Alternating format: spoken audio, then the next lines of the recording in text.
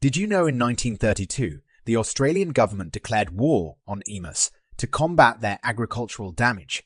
The military was deployed, armed with machine guns. However, the emus proved elusive and difficult to defeat.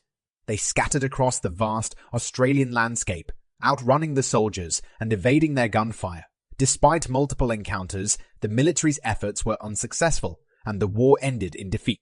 The Great Emu War remains a unique and amusing chapter in Australian history,